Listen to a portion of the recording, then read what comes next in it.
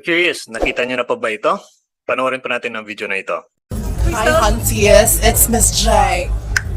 So, Tell us about your outfit tonight. I'm wearing Jogdacon tonight. And Ginawang costume yung mga rosary. theme is Gods and Goddesses. I am now introducing Sayang, you sayang. the female Jesus. Marami pa sana naman kakagamit ito. This look is supposedly my French look for the runway on episode 2 Drag Race movie. Ako. My greatest, sorry, I got distracted. It's my ADHD, sorry. My greatest fear Ginupit-gupit pa sa is kamay. to be punched by Santanas. She can punch me.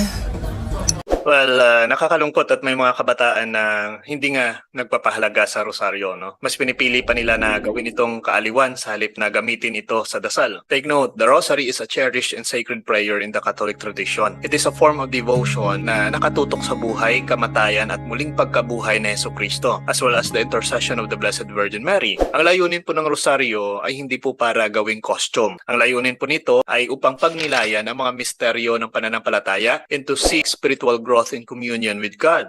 Ang paggamit po ng rosaryo bilang isang kasuotan para sa mga layunin ng komedya o kung ano man ang purpose nito sa paggawa niya nito ay maaring makita bilang kawalang-galang o hindi pagbibigay halaga sa panalangin na ito.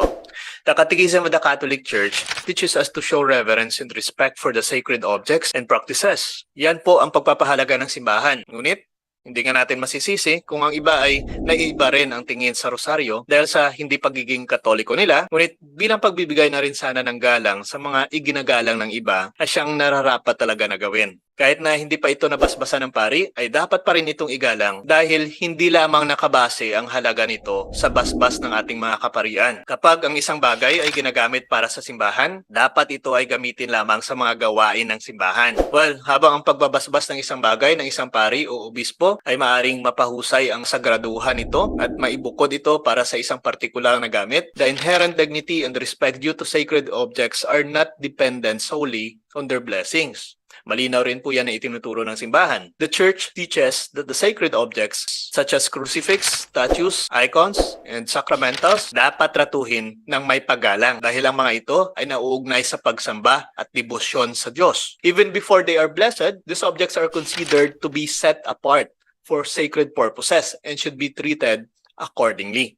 Ang katekismo ay higit na binibigyan diin ang kahalagahan ng paggalang sa mga sagradong bagay at simbolo na nagsasabing, the respect due to sacred images is not the adoration that belongs alone to the divine prototype, but the veneration appropriate to the sacred image as a memorial of Christ and the saints. According po yan sa Catechism of the Catholic Church 2132. Nangangahulugan ito na bagamat ang parangalan ay binibigay sa mga sagradong bagay ay naiiba sa pagsamba dahil sa Diyos lamang, ang mga ito ay karapat-dapat pa rin sa paggalang at paggalang bilang paalala ng banal. Therefore, it is important for Catholics to treat sacred objects and symbols with reverence regardless whether they have been blessed. Their inherent sacredness in connection to the divine warrant a respect attitude and proper handling, recognizing their significance in the Catholic faith.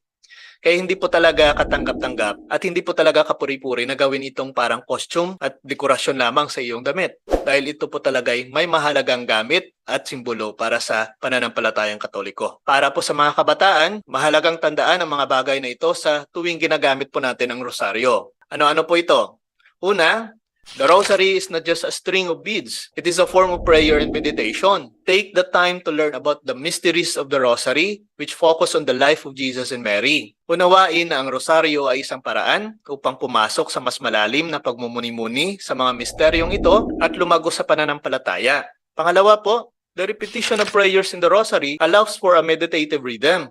Gamitin ang pagkakataong ito upang maging kalmado ang iyong isip, pagnilayan ang mga misteryo, at buksan ang iyong puso sa presensya ng Diyos. Hayaan po ang rosaryo na maging panahon ng kapayapaan at pakikipagtagpo sa banal. Pangatlo po na paalala, try to establish a regular practice of praying the rosary. Ito man po ay araw-araw, lingguhan, o sa mga partikular na oras. Sa pamamagitan po ng paggawa nito, lumilikha ka ng puwang para sa espiritual na paglago at isang mas malalim na koneksyon sa Diyos. Pang-apat po dito, kung bago ka pa lang sa pagdarasal ng rosaryo, humingi ng patnubay mula sa isang taong may karanasan o kumonsulta sa mga mapagkukunan na nagpapaliwanag ng panalangin at misteryo. O maaari rin po kayong sumubaybay sa ating mga ginagawang videos.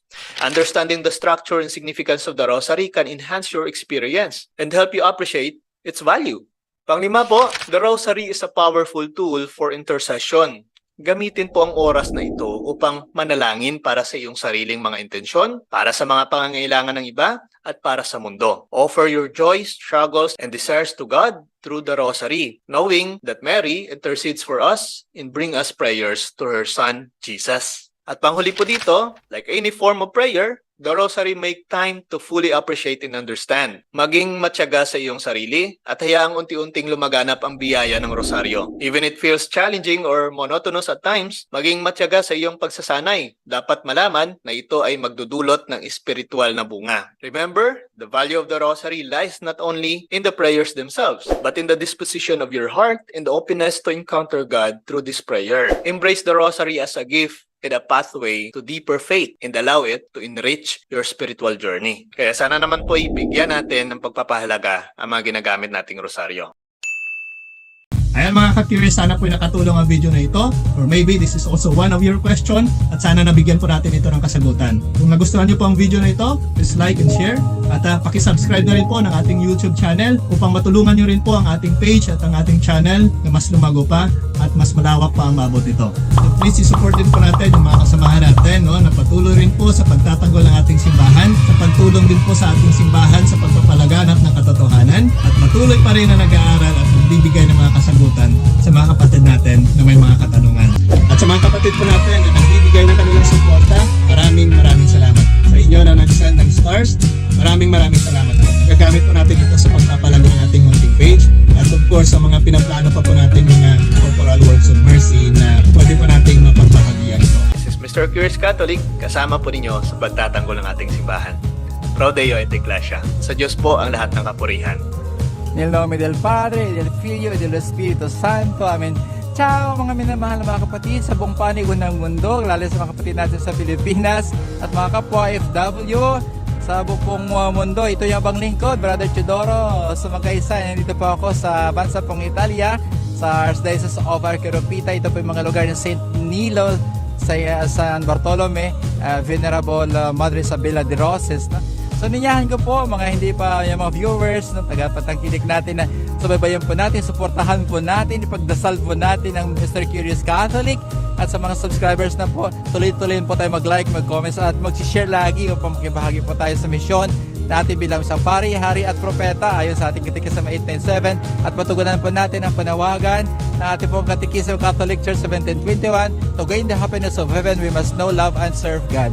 So see you there mga kapatid sa Mr. Curious Catholic. Bye-bye! God bless! See you in heaven! Hello po, ako po si Mr. 721 Catholic, isa pong miyembro po ng Punto per Punto. At inanyahan ko po kayong suportahan ko po yung Facebook page at saka YouTube channel na Mr. Curious Catholic. At dahil po doon, marami po tayong matutunan sa kaniyang mga content. Ayan po. Please like, subscribe, Mr. Curious Catholic, ang inyong lingkod at kapanalig. Hello, ako po si Brother Romel Lingalia. Member po ako ng Divine Mercy at taga-Aklan po ako. Palagi akong nanonood kay Mr. Curious Catholic at dami akong natutunan doon. No, kayo, mag-follow din kayo.